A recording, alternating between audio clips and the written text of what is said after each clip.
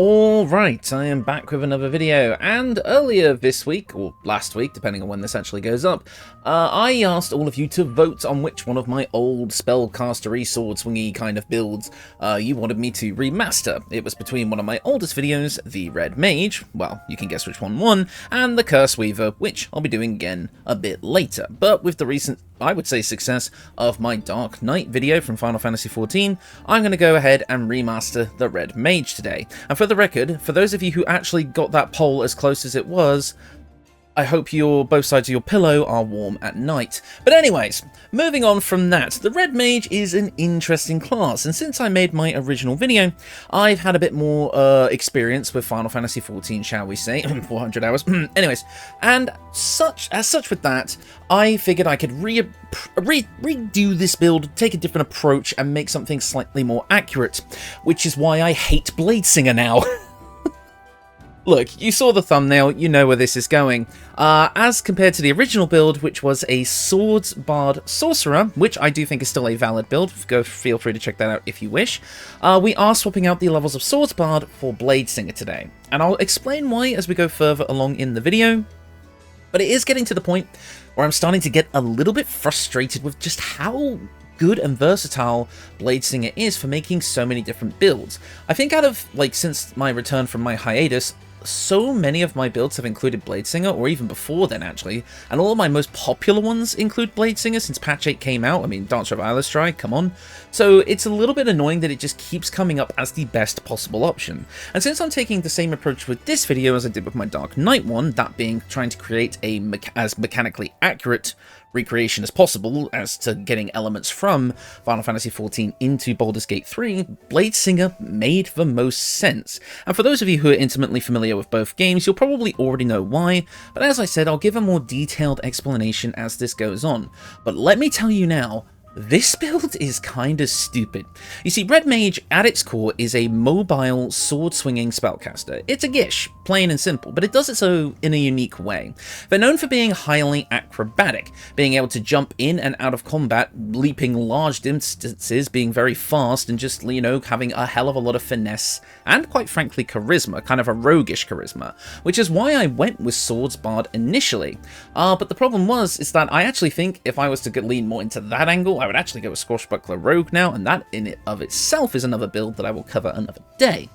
But when I was looking at everything that Red Mage can do, looking at the fact that they are highly acrobatic, tend to make their, you know, combat into a bit of a performance with their flashy moves, their use of a rapier, and their specific mechanics in 14 involving the balance of white and black mana, which involves filling 2 different meters, both of which have different effects, black mana being related to damaging magic and like kind of elemental magics in 14 in Final Fantasy in general, with white mana being closely related to healing, which Red Mage can do a little bit of.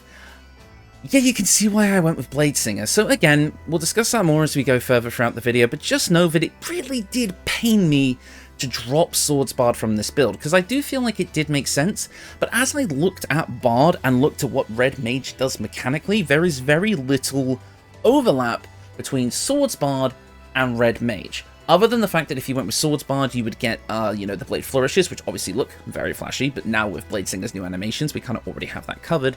As well as you'd get a little bit of healing magic from Bard, but again, that's not solely what Red Mage is about. It's more about the sword and elemental magics, whereas the healing is just a little side thing that even 14 players don't use a lot. It's usually just to, like, clutch out a lucky raise in the middle of the raid, which you'll still be able to do with this build. We still have that. We just don't have a push-a-button heal like in the form of something like Healing Word, like that we would normally do. But otherwise, the build is pretty damn solid. You're going to have a ton of maneuverability. I was quite shocked in the combat footage to see, but I was basically able to cross the entire map during combat. I ended up getting way more speed than I initially intended, which is going to feel very nice for a Red Mage, and you're basically just going to be able to like cast all your different elemental magics, hitting different enemy weaknesses and avoiding resistances, be able to dive in for sword combos, and we do have the same 3-hit combo chain that all Final Fantasy classes get.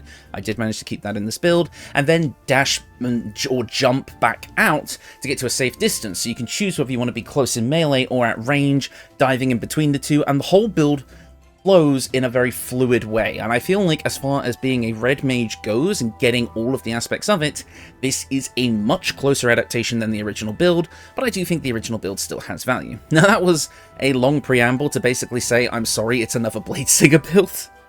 But hey, I think it's going to be a slightly more unique combination that some of you may not be expecting, so let's get into the build. Kicking things off, we are going to be a Sorcerer today. Yeah, I didn't exactly want to drop the Sorcerer aspect from Red Mage, and you'll see why, and it will make sense in a moment. But Sorcerer is going to give us a lot of things to start with, namely some cantrips, which we are going to be using, and we're still going to be primarily charisma based in this build. I want us to have that kind of roguish flair and be able to do well in social situations, so I did still want to make this a high charisma build, which is what we have today. Sorcerer is also going to give us access to a few spells that I'm going to want right off the bat, and I'll explain more about that in a minute. For your race for this build, pick literally whatever you want, it does not matter. I just went with an elf, wood elf, to get a little bit more movement speed, but really, you can pick anything that you want. I would say any race is going to benefit from this build, so really it is a pick your poison situation. Pick your favorite, it doesn't matter, we're not looking for anything specific here. The only thing that the only two kind of race and sub-race choices I would say give you a straight up advantage in this build would be Wood Elf for the extra movement speed, which I do like to have that extra little bit of movement speed. I think it's about 1.5 meters. Yeah, so nothing too crazy, but still quite nice.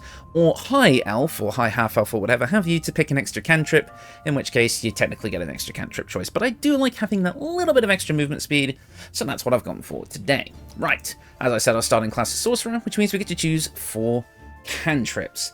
Now, really, it's up to you what you pick here, because this is where I'm going to say, if you don't mind using Mistress spells for this one, go for it. I wanted to challenge myself to make this completely vanilla, but really, if you want to get, like, kind of another elemental spell that Red Mage is kind of known for having, which is the stone, the kind of, like, stone earth magic, you're not really going to find it in vanilla BG3. If you want to fill out the kind of earth-based magic side of the roster, make sure you use Mistress spells. It's not required, I didn't use it in this build or in my testing, but it would give you a lot of diversity in what you're able to choose from your spell choice. So I did find in this build as I was making it, once we get to the kind of higher level spells, there's not really a lot that I wanted to take other than some just basic elemental damage stuff, so I would actually say make sure that if you don't mind using mods, use Mistress spells for this one, because it is going to give you just a bit more to pick from. And again, in my opinion, it's one of the more balanced kind of spell mods in the game, and it's available on all platforms, so I highly recommend it. But let's talk about the spell choices first off. Now, in my Dark Knight video, I deliberately avoided Booming Blade, but I decided to include it here, because in this build, I am substituting the wind magic, the arrow, that Red Mage is known for using, with thunder damage. So we're going to be going for kind of a thunder and lightning theme here. I mean, thunder kind of does the same thing. It's like a different damage type. It pushes enemies around, which is kind of what you expect wind magic to do.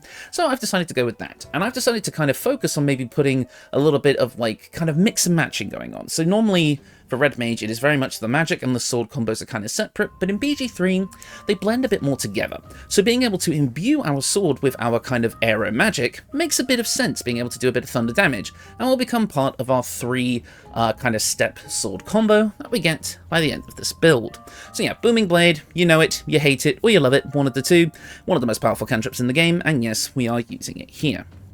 Speaking of, though, we are going to take one of our Thunder spells here in the form of Shocking Grasp, giving us a lightning damage cantrip. Unfortunately, this is a bit of a weird one because this is a melee spell, and we don't really want to be using a melee spell if we're up close. We're going to be wanting to do our sword attacks, but it's here if we want to make it so we can give ourselves advantage against creatures from metal armor, and also remove their ability to use reactions, which can help us disengage if we need to, but we are going to get some disengaging abilities pretty damn quick with this build. Moving on, Firebolt. Fire is another element that the Red Mage uses in the form of the fire, funnily enough, and as such I thought I'd include Firebolt here as another quick option for us, but it's not really going to be something we cast very often. And finally, Friends. Again, leaning into that kind of roguish charm that Red Mages have, I wanted to make sure that we got Friends on this build to give us advantage on charisma checks, but really you can swap this out for anything you like. Now, for 2 spells that we're going to be starting off with, this is where we start to get into our Red Mage's bread and butter. Now, in Final Fantasy XIV, every Red Mage starts off their combo with a spell called Jolt. What Jolt does is it kind of just deals flat magic damage, and it doesn't do as much damage as your elemental spells, but what it does do is it enables something called dual cast. You see, in Final Fantasy XIV, all spells have a casting time, a little bit of time where you have to stand still in order to cast your spell. Black mages and white mages have to deal with this the most from what I understand. But red mages can somewhat circumvent this. Jolt is a spell that has a charge time, but it's very short, something like 2 seconds. I have a little experience with Red Mage, but not as much as most people. So I can't give you the exact numbers, but you get the point. But the thing is because of dual cast, once you cast one spell, the next spell you cast has no cast time. So the idea of this build is we're basically going to be able to cast spells one after the other using this dual cast feature. And if you want to get something that is as close to Jolt as we can get in this game, I feel that Magic Missile is pretty good. It's got the same kind of color scheme to it. It does force damage, which I'm going to consider just magic damage in this case, and is a pretty decent spell that is going to synergize with some features we're going to get later. It has a multi-hit aspect, which Jolt doesn't normally have, but Jolt does have an upgraded AoE version called Scatter, which you use in certain situations depending on how many enemies you're up against. But it does slightly less damage because that damage is spread out over multiple enemies. So you can either choose to go full Jolt on one enemy, dealing the full damage, or spread it out in an AoE. So actually, it does make sense. However, we are also picking up Chromatic Orb, which is going to be our source of pretty much all of our elemental magics, if I'm being real, if we just want to go for a standard, safe-to-use attack. The basic Thunder variant will allow us to use our Arrow spell, but then also we can change it to Lightning if we want to use the Thunder, and we have a Fire version if we want to use the Fire. Again, we don't have any Earth magic in this game. However, if you want to go the Divinity Original Sin 2 route, of having poison be a part of geomancy, you can technically use the poison variation as your verse stone. So technically it is all here if we decide to bring in a totally different game made by the same people who made Baldur's Gate 3 to justify a weird version of geomancy in this game. But yeah, that is kind of the idea there, that Chromatic Orb is your one-stop shop for all your elemental magic needs. Now, because we have such a focus on lightning and thunder in this build, I figured Storm Sorcery was the most appropriate. Now, in my original video, I didn't specify a Sorcerer subclass. You could pick whichever one you wanted, but I think that's going to be a bit different here. I think Storm Sorcery is pretty much the best one to go for here if you want to kind of fit the vibe, and since we are actually going to be hitting level 6 of Storm Sorcerer, if you follow this guide as I have laid out, you're going to get some pretty nice benefits that synergize nicely with the build at level 6, so something to kind of capstone the build when all is said and done, which I think will be kind of nice. But don't get me wrong, any of these will work. Draconic Bloodline is nice, but not really my preference unless you don't want to spend a spell slot on Mage Armour every day, because we're focusing on multiple elements, not just the one. Shadow Magic, again, is nice, but doesn't really fit the build in my opinion, and Wild Magic is Wild Magic. We're not really a wild magic sorcerer. We're not losing control over our magic. Red mages are very good at what they do. So Storm Sorcery seems the most appropriate. Not only because its first level subclass feature is kind of an early precursor to what we're going to be able to do over the next few levels. After we cast a level 1 spell, so something like for Arrow or for Thunder, we will be able to fly as a bonus action at the end of until the end of our turn without receiving opportunity attacks. So we already have a pretty solid method of disengaging right here at level 1, which means we can basically go in, do a little something, and then fly out. Although we haven't really got our sword stuff yet, so this is probably just going to be used to get into a decent position for race attacks at the moment, but otherwise, it could potentially be a source of a get-out-of-jail-free card as the build goes on. For the background, we have got the folk hero, because of course we do. Red mages, especially the way they're introduced in 14, are definitely seen as a hero of the people, being again these suave, roguish swordsmen who swoop in and save the day and have a sort of code of honor, code of heroics, whatever you want to call it. They basically just are the good guys for the most part, and folk hero represents that kind of nicely. I'll admit the skills aren't really what we're looking for here, but the inspiration for helping people does very much feel within line of a red mage, so I feel like it's the most appropriate for this build. And now, the ability scores. Pretty standard spread for a sorcerer here, but we've kind of swapped some stuff around. Strength is at 8. As much as I do love the idea of being able to jump around really, really high, we do have other ways of getting a decent jump distance on this build fairly easily, so strength isn't actually needed. Dexterity, however, is needed. It's going to be the main thing that we use for our sword attacks and our AC, which we definitely want. This build comes out with like a 22 AC base by the time we're done, so it's pretty good. Constitution is at 14. Now, normally, most sorcerers would have this a bit higher, but thanks to the Bladesinger that we're going to be getting, boosting our concentration saving throws, plus the fact that Sorcerer gives us Constitution saving throw proficiency, in all of my testing, the only thing that made me drop concentration was being knocked prone, so pretty much just a base 14 in Constitution, plus whatever else we're going to get from Bladesong is pretty much enough to keep concentration on any spell. Obviously, though, this is going to give us a bit of a lower HP stat by the end of the game. I think at level 12 I had about 74, because we're mixing Sorcerer and Wizard, which have some of the lowest hit die in the game. However, though, that's why you have a tank in the party. You're supposed to be able to get in, dish some damage, get out, fire off ranged attacks. You're never supposed to be in danger.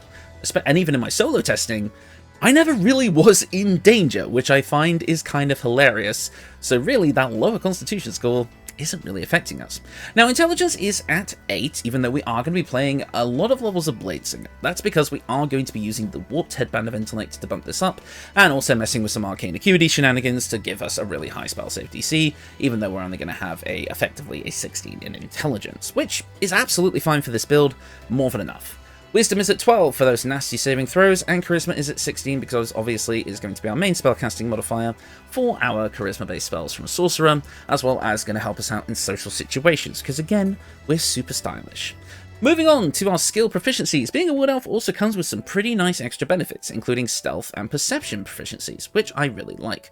We have animal handling and survival from our background, and so for our sorcerer skills I've gone for Arcana and Persuasion, but if you don't care for Arcana, you can pick up Deception or Intimidation, which would probably be my preference, but at the end of the day, Red Mages are kind of a form of wizard. They do study their magic, so I do think it makes sense to have Arcana on this build if you're going as lore accurate as possible, but otherwise, Intimidation and Deception does work. It's a bit of a shame we cannot get Acrobatics here, but we don't really need it. All it does is it helps us resist being shoved, and a +3 is going to be just fine with that. But yeah, that is the build. But that's not the build, that's level 1. Oof, I skipped straight to the end there for some reason. Right, at level 2, I'm going to want to jump straight over to Wizard, because we're going to want to start getting our blade singing stuff as early as possible in order to be able to do both our ranged elemental magics as well as our sword play. The best part though is that we are multi-classing 2 full casters here, so we're not actually losing out on spell slots, and I think most of the time with this build you are actually just going to be upcasting your lower level spells rather than saving them all for higher level ones, so really you're going to get a lot of mileage out of your low level spells, so the multi-classing isn't actually a big deal here for your spell acquisition, shall we say. But anyways, of course, we now have Wizard. Going to give us things like Arcane Recovery, which is going to be kind of useful here, but not really so much. A few more cantrips and a lot more spells. Now, for our cantrips, we already have quite a lot. And again, we're now already kind of at the point where we kind of have everything we need, so we might as well just pick up some utility options. I always like grabbing Mage Hand, Minor Illusion, especially since we do have stealth proficiency. And even though it's not really useful, I am going to pick up True Strike because, I don't know, it just feels in line with a Red Mage, so I'm kind of happy to have it just thematically, but we don't really use it. Now, moving on to our spells. We do use clothing with this build, so Mage Armour is a must, as well as I did find Shield to be very, very effective.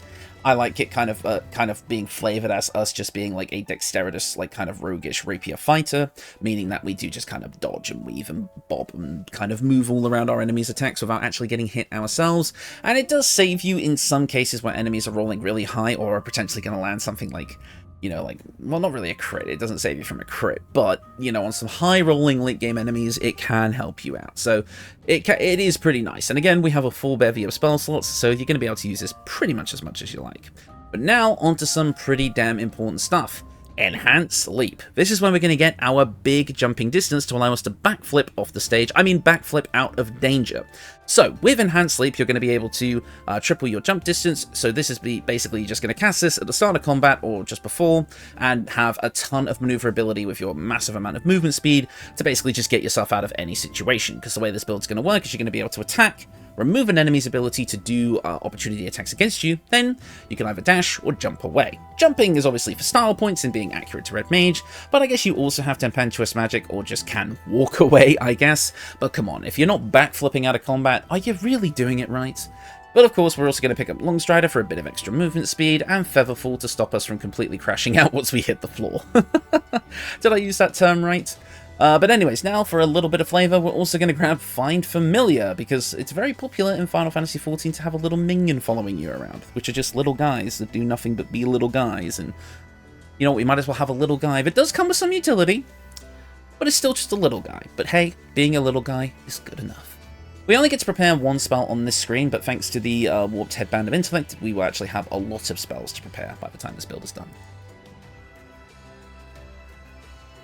At Wizard level 2, we get to choose our subclass, and of course, we're going with Bladesinging. I'm not even going to try and make a joke about it. Bladesinging just gives us everything we need to be a Red Mage, if I'm being perfectly frank. We're going to get the new thing called Blade Song Power, which is kind of our special charges that let us use our Blade Song. And we're also going to get proficiency with Light Armour and the Performance skill. We're not using Light Armour in this build, although the option is there for you, as well as that Performance skill. Again, it just feels in line with a Red Mage. We're kind of already a bard at this point, let's be real. We even got the performance proficiency and a high charisma. We don't even need to be a bard. But of course, the thing you're here for, Blade Song. Blade Song is going to give us up to a +3 in armor class by the time this build is done, and also increases our movement speed even further by an additional 3 meters. You also gain advantage in acrobatics, so we don't even really need the proficiency on it, and a +2, eventually 3, bonus to Constitution saving throws. That, with everything else we're going to be getting on this build, pretty much just means you're never going to drop concentration, because either you're not going to get hit, or even if you do get hit, you're going to have such a high Constitution modifier, and it's not really going to matter. However, we are going to unlock the Blade Song Climax, which is a special move that we use when we accumulate Blade Song charges. So, basically, like I said, Red Mage has 2 meters that it has to manage in regular play, one being based on black mana, and one being based on white mana. White mana kind of being, you know, like the kind of light magic and the healing magic, where black mana is kind of like the dark magic and the elemental magic and such like that. Not necessarily like good and evil, more just like different schools of magic. A Blade Song Climax is a meter that is affected by us doing 2 different things. Because again, basically the way Red Mage works is that you cast the Arrow, I believe, is the white magic one, and the Thunder is the black magic one. And you kind of have to interchange between them until eventually you can also cast things like the Fire and the Stone, and you basically want to keep the 2 meters the same. You want to keep them kind of filling up at the exact same time, because if you fill up one too much, the other doesn't fill up as fast, and you need them to fill up to a certain amount to be able to do your sword combos. That's how Red Mage works in a very basic nutshell. Blade Song Climax is going to do something a bit similar for us. When we accumulate 2 different charges, damage and healing charges. The damage charges come when we deal damage to enemies using level 1 or higher spells that are not weapon attacks. So in our case, it's going to be Chromatic Orb, allowing us to cast our air and lightning or fire spells. So, by casting those, we're going to accumulate a big sword damage attack, which feels very much in line with Red Mage. What feels less so in line with Red Mage, but still fits the vibe of the build and some of the mechanics, is the Blade Song healing charges. When we make our sword combo attacks that we get after building up them with some magic, shall we say, basically do some magic then some sword, we then accumulate healing charges, which will heal for a bit of hit points when we use Blade Song Climax. So the idea is that we fill up our 2 mana gauges, in our case our Blade Song charge gauges, then hit them with a Blade Song Climax to unleash all of that force and healing at once, which just feels so satisfying to pull off. Again, you're diving, dodging, weaving, jumping in and out, hitting them with elemental magics, and hitting them with, you know, just big kind of explosions of sword damage and all that sort of thing. Like, you're having a ton of fun with it, and then you just get to finish off with this big climax, dealing a special attack that can, again, deal some healing, so you get that clutch raise in the middle of the raid, as well as a big chunk of extra damage. It's kind of like your limit break, I guess, in a way, but it feels very much in line with Red Mage, and I really, really like it. Now, you may be thinking, well, why not just go full Bladesinger? Because you don't actually need Sorcerer to get the elemental magics, right? Why are we still messing around with Sorcerer and going for this weird stat spread? Well, we'll get back to that in a minute, because that will be answered soon. But anyways, we do get to choose a couple more spells at this level. I'll go with Expeditious Retreat to let us dash as a bonus action. It does cost our concentration, and eventually you will want to concentrate on better things, but really, we're not concentrating on anything at the moment, so why not, right? And then for your final spell, it's entirely up to you really what you want to pick here. We kind of have everything that I'd say I would want, but you can just continue to pick up Thunder and Lightning spells. You could pick up Thunderwave here, but we actually are going to get that from our level 6 class feature from Sorcerer later, so we don't really need it here. Witch Bolt, however, could also be an interesting concentration option to just consistently deal lightning damage. Could work out for you, I don't know. Really, it's a pick your favourite type situation.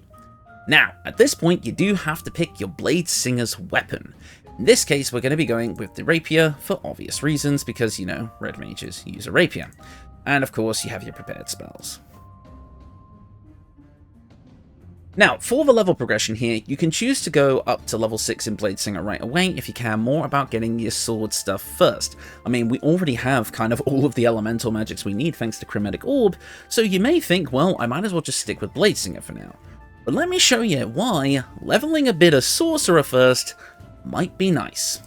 First up, with Sorcerer, we now get to talk about meta magic, which is why I want to stick with Sorcerer just that little bit longer, because by sticking with Sorcerer, we're going to gain access to these sorcery points, which are going to allow us to augment our spells. And this is going to allow us to adapt to situations in fairly unique ways. Let me show you. First up, we get to choose another spell from our spell list. Really, again, it's the same situation. We kind of have everything already, so it's a pick your favorite type thing, really. I'll go with Burning Hands, because it's kind of a fire spell that we're not going to get any other way. But now, the meta magic. This is what's important here. We're first going to kick off with Twinned Spell. Every single Red Mage spell has an AoE version. Basically, it's just a version that, again, similar to the Jolt I mentioned before, does a little bit of damage to individual and a little bit less damage to individual enemies, but can spread that damage out over multiple enemies, technically meaning you get more damage off the more enemies you hit, right? Twin Spell is going to do something similar for us. Now, all of our elemental magics that only attack one person can now attack multiple, so for just taking this, we now have AoE versions of all our elemental spells, which again is something that Red Mage has. And also a lot of classes in Final Fantasy XIV, but we're talking about Red Mage today. So yeah, with Meta Magic Twin Spell, we can actually really kind of level up our gameplay. If we really need to hit 2 people, and we don't have like our big kind of AoE damage spell, like Fireball for example, Twin Spell can really get us there. So I really feel like this is a fun thing to have, and it's not the only thing we're going to be doing in Meta Magic either. As for your other meta magic options, I would say you can either choose Extended Spell, Distant Spell, or Careful Spell. Honestly, any of these 3 will work. However, later on in the build, we will get things like Fireball and Lightning Bolt, which will probably mean that you might want to take Careful Spell, because, you know, you don't want to hit your allies with those spells, and in Final Fantasy XIV there is no friendly fire, so, you know, it would fit. However, because we have the ability to cover so much distance, we can become a bit of a spell sniper with Distant Spell. Again, we can dash and leap so far out of combat that our enemies will have to dash themselves to keep up, but if they decide to go after a party member instead, you might still want to be able to hit them from a distance. So we actually are going to have a little bit of sniping potential with this, so I feel like Distant Spell is the best pick. At Sorcerer level 3, we're going to gain access to our first level 2 spell of the build, and really, it's up to you what you want to take here. We have so many options that do work. However, you're obviously looking at Gust of Wind and thinking, well, there you go, there's a wind spell, but we're going to get it later, so take it now if you want, but you will have to train it out again later. For now, I'm going to grab Shatter for an AoE version of the arrow, which is going to give us a bit more damage. We get a con save, as well as inorganic creatures will have disadvantage on the saving throw.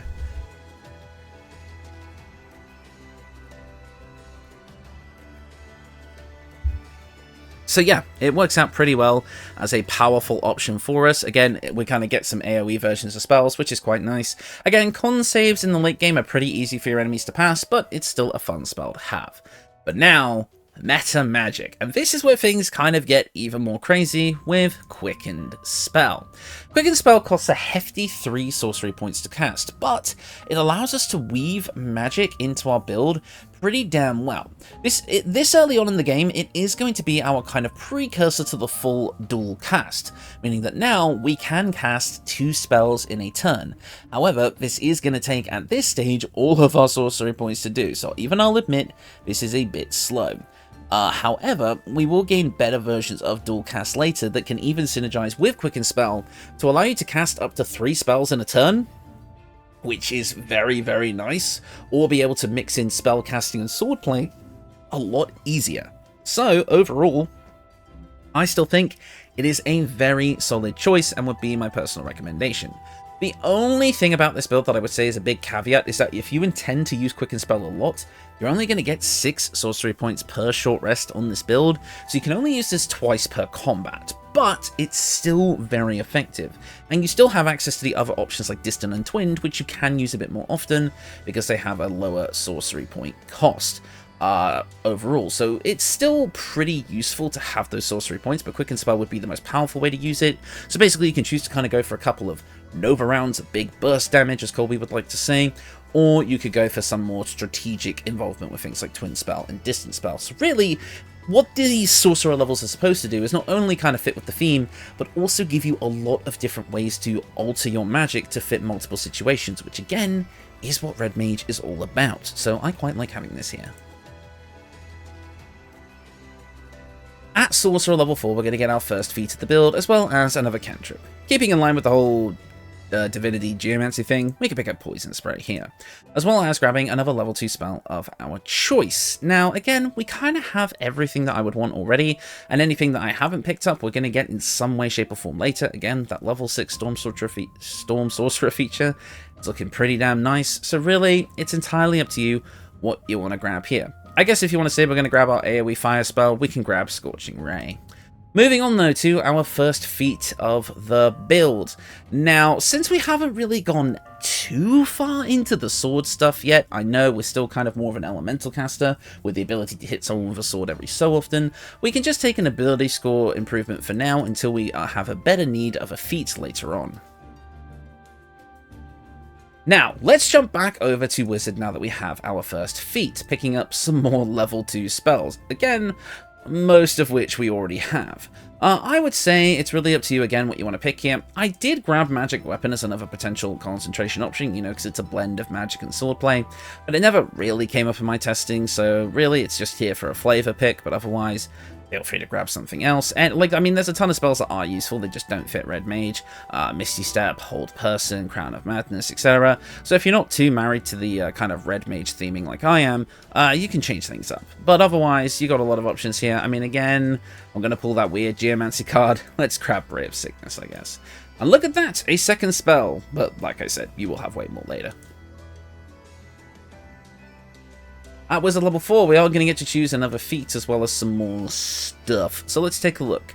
Not really much choice here for your next kind of cantrip, so I'm just going to grab Ray of Frost to diversify our damage a little bit. We're also going to gain access to more level 2 spells, and I mean, again, we kind of already have everything. This is where I'm saying this middle tier of spells later on in the build is where there's not really a lot of choice if you're trying to stick with a Red Mage. This is why I'm recommending Mistress Spells, even though I'm not using it today, so just saying. But anyways, we can grab a few kind of special ones. Like I say, we already get Thunderwave later, we get Gust of Wind later. I guess we could pick Misty Step as like a catch-all if we somehow mess up our combo and we can't disengage like we normally would. But really, I'm not going to be using this very often. And then lastly, I guess Hold Person, just because it is a generally useful spell. But anyways, now we get to choose our second feat of the build. And considering we're going to very soon get into more swordplay stuff, we're definitely going to want to make sure that we get our hands on the mobile feat. Now, there was a version of this build that I kind of hinted at towards the start of this video that used Swashbuckler Rogue, but then I saw that mobile gave us something similar, which was the only thing that I really wanted from Swashbuckler Rogue, so I've decided to go with this instead. Your movement speed increases, and difficult terrain doesn't slow you down when you dash, so you get a lot more maneuverability, great. And after you make a melee attack, you don't provoke opportunity attacks from your target. Since we're going to be able to attack with our sword up to 3 times per turn, even if we're surrounded by a group of enemies, we can bop each of them with our sword once, and then basically disengage for free. So yeah, overall, it's very, very damn good, but I'm definitely going to have to explore maybe that, like, Swordsbard Swashbuckler Bladesinger build at some point in the future. I've got a pretty interesting idea for that build, so stay tuned for that one, because I think it's going to be an interesting trio class build, which I think could be very, very fun. So let me know if you want to see that. But otherwise, mobile is basically going to do everything that I wanted to get from Swashbuckler, so we're just going to take that here. And moving on to Wizard level 5, we're going to get a bump up to our Bladesong. I believe this is the level where everything becomes a +3 buff instead of a +2, and we get another charge of Bladesong. But now also level 3 spells, which means we are going to get something that's so essential to the build, and you're all going to think I'm totally boring, because yes, it is that spell again, but it is Haste. I mean, it was kind of obvious from the start, right? As soon as I started talking about dual casting, you knew where this was going. We cast haste, we can cast 2 spells with an action per turn. That is literally dual cast. If I'm comparing the fact that we need to use short rests and rounds as basically our equivalent of a global cooldown from an MMO, haste is basically our way of getting dual cast to get around for cast times and the global cooldown. So again, now we can go for arrow, for thunder, for fire, for stone, all of it in a single turn using our actions. Or now this is where we can go spell and then sword, sword, sword, and like have a mixture of being able to do our sword swings and our casts. Technically this does actually give us like a weird version of extra attack as well with our swords too, using booming blade, etc, etc.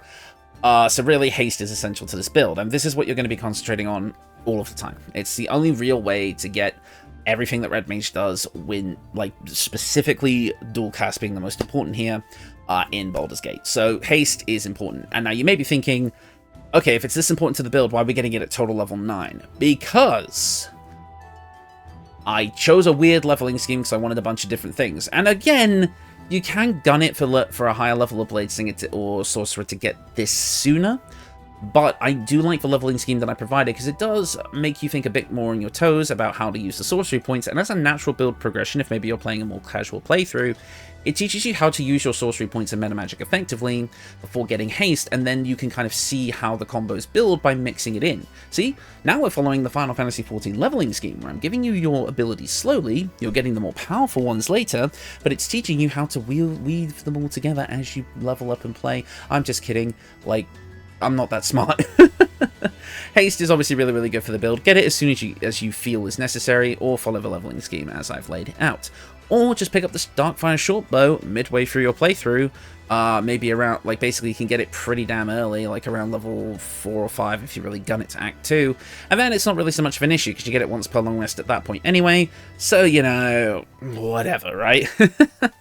But yeah, no, haste is pretty essential to this build. Grab it as soon as you can. And I'm going to pick up Lightning Bolt for a big the Thunder as well. We also do get to prepare some extra spells. Let's make sure we pop haste on. And I will also grab Enhanced Sleep as well. And then finally, at Wizard level 6, we're going to gain extra attack. So half of the things I just said just went out the window, because now that we have extra attack, it's much easier to get that triple sword combo. We can do it pretty regularly thanks to haste, or eventually a bonus action attack, which I'll be talking about later, as well as the fact that you can weave this in with haste and meta magic to just be a full-on spell sword. You're casting spells, you're swinging swords, you're doing it all, and it works so well. So yeah, extra attack, perfect stuff, but also more level 3 spells. Really, it's up to you what you take at this point. We can grab things like Fireball and Counterspell just to kind of round out our elemental attacks, getting a big AoE Fireball, as well as Counterspell, because again, Counterspell is useful. What else can I say? Also, we get to choose more prepared spells, yada yada yada, you know the drill. Really up to you what you want to take here. We kind of have everything already. I'm going to grab that the Thunder though. Big for Thunder, the Thunder 3 or whatever it is. Now, we don't need to go to level 7 of Wizard because we don't really need level 4 spells on this build. So let's head back to Sorcerer for some more sorcery points to fuel our meta magic and more level 3 spells. But again, kinda already have everything that we wanted here, so really, pick your poison. Whatever looks fun to you, you can play it.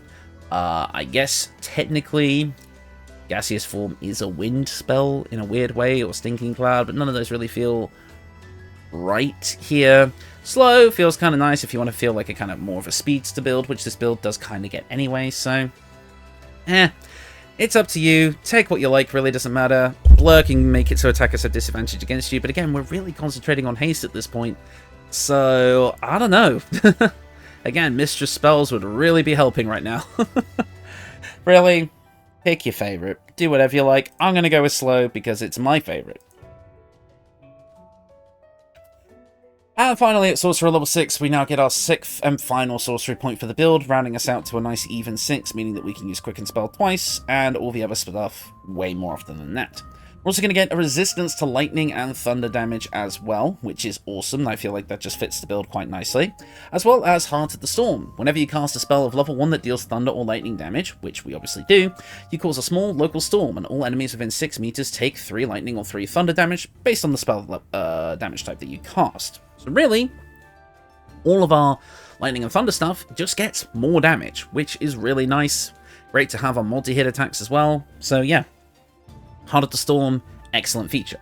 We're also going to be able to grab our Storm spells, Call Lightning. Again, this is a concentration option, but works as a nice big lightning AoE spell. Sleet Storm, falling 4 for Storm that can disrupt the concentration of spellcasters, douse fires, and creates icy surfaces. Gust of Wind to push people around, an actual wind spell, huzzah. Great Water to be able to make people vulnerable to our lightning damage if we wish, and Thunderwave. It feels weird to get some of these like lower level spells at 6th level, but hey, it works. And finally, one other spell that we can pick from the spell list. Again, it's a pick your favorite type situation. But yes, that is the build, and overall, pretty happy with how this one turned out.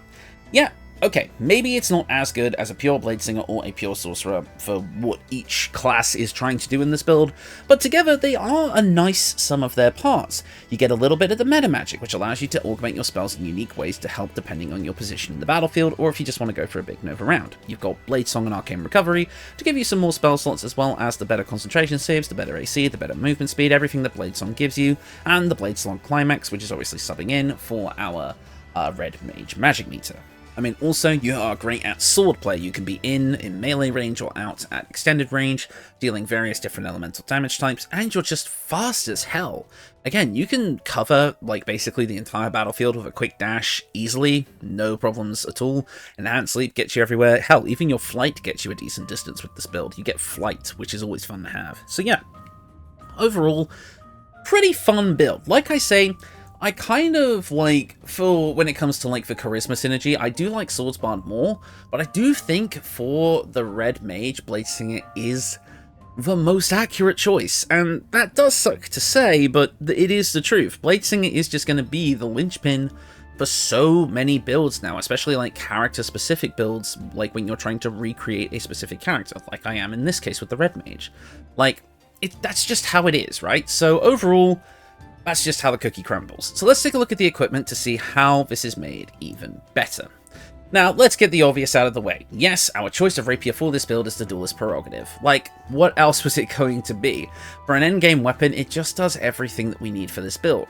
Warlock Offhand is empty, you score a crit on a 19 or higher, so that's an even higher chance to crit, not just on our weapon attacks, but all of our spells, and we even gain an additional reaction per turn, which we can use for the Withering Cut feature that this gives us, giving us extra proficiency bonus, necrotic damage, but I wouldn't really use it for that. I'd be using that more for shield and counterspell. Basically, being able to do 2 of those per turn is kinda nutty. Or opportunity attacks if people try to disengage from you. It all works out pretty damn nicely. However, we also get a couple of interesting things that can actually synergize with the build. Mainly Dueler's Enthusiasm, which allows us to gain our bonus action attack with our sword, which means we can do attack, extra attack, bonus action attack. There you go, even without haste, you've got the 3 sword combo. With haste, it's a much bigger combo. It's like a 5 sword combo, which sometimes Red Mage can do when you have certain buttons unlocked. But also Challenge to a Duel, which has an interesting and unique synergy with this build. Obviously, you don't really want to be pulling aggro away from your tank, but in the off chance you're up against a melee person with not a lot of movement, and you just want to make them forced to come to you and then jump away so they have to use their action to dash to chase you. Can be kind of fun, but probably not something that's going to come up a lot, if I'm being honest. But yeah, overall, pretty solid weapon to end the game on. However, there are a couple of other choices for the early game, as well as an alternative choice for the late game. For the early game rapier, I'm going to recommend the Rupturing Blade. Nothing too special about it, +1 rapier, except it does come with a unique move called Searing Blood, allowing you to cut into an enemy, dealing a bunch of piercing damage to them, and an additional bit of fire damage as well. We take a little bit of slashing damage as a result, but we can deal a big chunk of damage with this attack, and since it's got fire, it's kind of Red Mage themed. Just a little bit. Not really, but a little bit. However, what is Red Mage themed is the Harmonic Dueler. Because we gain proficiency in performance thanks to our Bladesinger levels, the Harmonic Dueler will allow us to, which we can choose to use to make a performance check, and succeeding on that check will grant all of our melee weapon attacks an additional bit of damage equal to our Charisma modifier. Now obviously this is normally meant for bards, but it can work out pretty nicely for us here, and just has a nice little bit of flavorful synergy, and we can do this once per short rest, but overall, the Duelist Prerogative is just better. However, I do still like the Harmonic Dueler if you're using the Duelist Prerogative for something else instead. Right, that does it for the weapons. For our equipment, I'm just going to quickly cast Mage Armour. Let's do that. Boom. Fix the camera real quick. We'll see, look, we're crackling with that lightning now.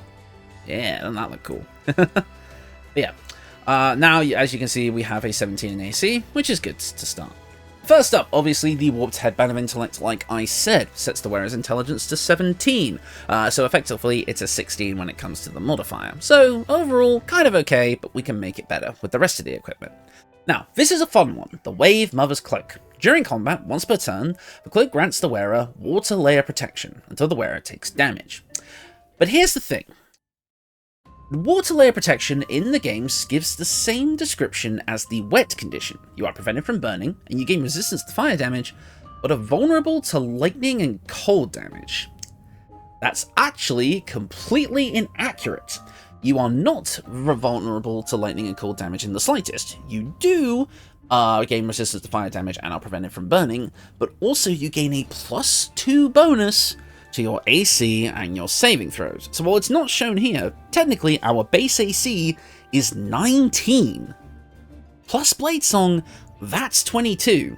Not to mention adding that +2 to our Constitution saving throws as well, so that's proficiency plus an overall +5. We're never dropping concentration here, just it's not going to happen.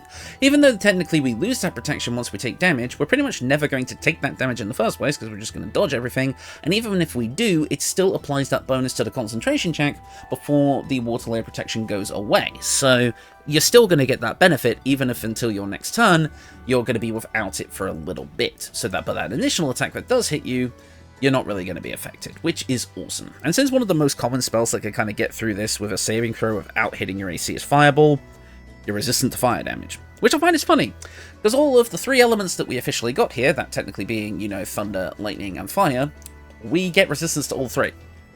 This isn't a tank build, because we have very low HP, as you can see that 74 is looking kind of but having resistance to 3 common damage types helps a little bit. Moving on, we do have the Graceful Cloth here. This gives us a dexterity bonus of +2, as well as increasing our jump distance and a bonus to those aforementioned dexterity saving throws. Overall, this just helps patch the build up a little bit, allows us to take mobile a bit more comfortably, rather than going for a +2 to our dexterity. Otherwise though, if you don't care about that so much, you could grab the Potent Robe, but really, I do prefer the Graceful Cloth here, because it just helps with the sword swinging side of things, if you get my meaning. Moving on to the Gloves of Battle Mage's Power. Whenever we hit a target with a spell or a cantrip that uses a weapon, we gain Arcane Acuity. Because Booming Blade is part of our sword combo, we get to get this off pretty much all of the time. An Arcane Acuity will give us a +1 bonus to spell attack rolls and spell difficulty class for each remaining turn, and we reduce the duration by 2 each time the entity takes damage. But of course, we pretty much avoid damage altogether with our high AC, plus shield as well, so it doesn't really matter. We just get to have Arcane Acuity up all the time, which can help patch up the fact that we have a slightly middling intelligence score, plus our less than maxed out charisma score. Basically, none of that's relevant anymore because we're buffing off Booming Blades left, right, and center. Kinda makes me wish I could have gotten like Searing Smite or something in this build somehow, but you can play a Tiefling for that if you want. But otherwise, Arcane Acuity is going to be a pretty consistent buff for this build. And finally, for our shoes, I would say the Boots of Arcane Bolstering are a fun way to add kind of a sub-meter for this build. Because technically, once you get to a high enough level of Red Mage, they do gain another kind of smaller meter that give them access to a couple of more moves, which, while I haven't gotten really here so much, we do have access to a kind of sub-meter of our own. Basically, by dashing, which we kind of want to do sometimes as we are a speedster build, we can get something called Arcane Charge. While a target is threatened, so basically that means maybe one of our party members is attacking them, hey, the tank that took enmity maybe, we gain a +2 bonus to damage rolls with spells. So basically, if we dash, getting into position, then use our second action or whatever we have, maybe we did a dash as, maybe we are using our Quicken spell to cast a spell as a bonus action on the same turn, or maybe it's just the next turn, we can deal +2 damage with any attacking roll of that spell. Magic Missile, each of the missiles gets a +2. So really, it's a pretty damn big power up to things like Jolt and such, and again, it kind of plays into the idea that, hey, with a DPS, the tank has taken the enmity, it's got the attention of the boss, I can now attack it for more damage because I'm using my positional because I'm behind it. Aha! Does Red Mage have positionals? I think the sword attacks have positionals. Let me know if I'm correct or not in the comments below. Like, yeah, no, technically, not only is it a sub-meter, it plays into the idea that the tank has taken aggro, so you get more damage. Makes sense, right? Best part about this, all of this stuff, aside from the Wave Mother's Cloak, is obtained in Act 1. So for the equipment on this build, it comes online pretty damn fast.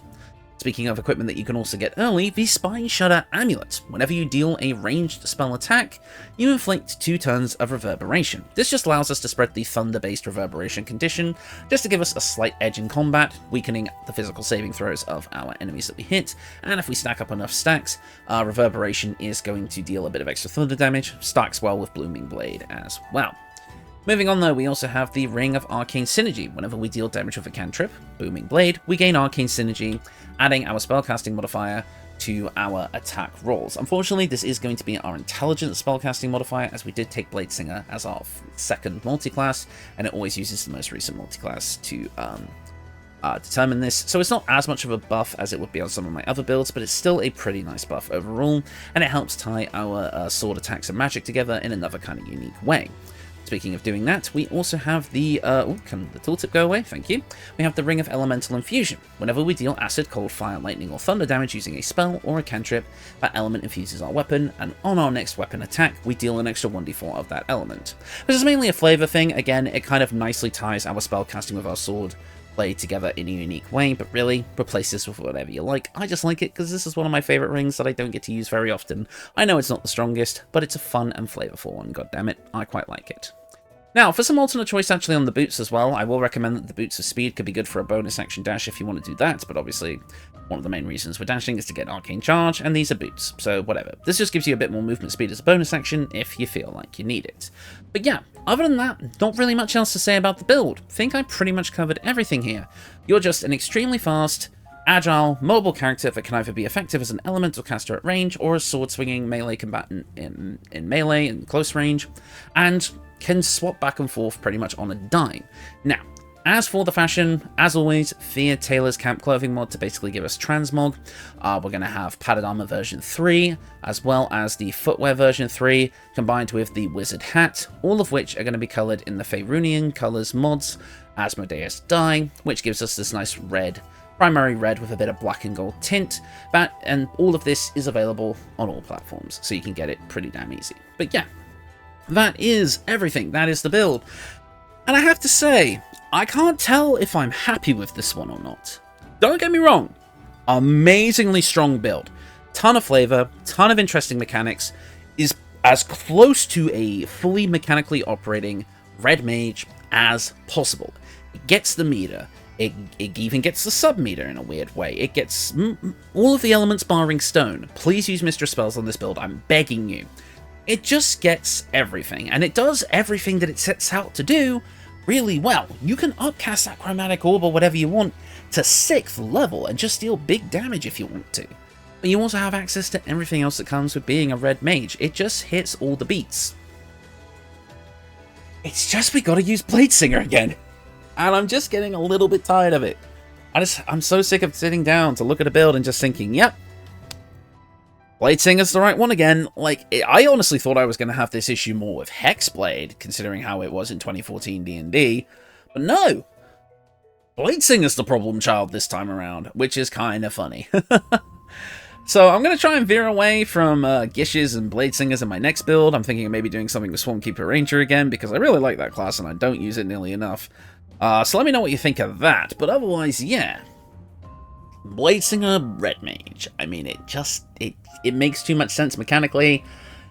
I'm sure everyone thematically likes Swords Bard more here, which is why I think the older build is still good and why I'm kind of titling this a remake instead of the remaster like it was kind of originally intended, because kind of a big part of the level scheme changed, and it's just... I don't know. I like this build. I think it's a good build. I think it clashes in some places. I would like more sorcery points if that was at all possible, but the only item that would have granted that was cut from the game. Fun fact, the Lofty Sorcerer's Amulet was an amulet that you could get that would have increased your sorcery points by 1, but they cut it from the final game for some reason. So, if you're modding, maybe add that one back in as well. But yeah, no, otherwise, again, this build is good. It's powerful, it's solid, it pairs with the Dark Knight amazingly. So now, hang on, we've got our magical DPS, And we've got a tank. Next thing we need is a second DPS and a healer. Maybe there's more Final Fantasy classes in the future. We'll have to see. But yeah, I don't think there's really much else more for me to say here. I think I pretty much covered everything, so I'm going to leave it here. Thank you all so much for watching, and goodbye.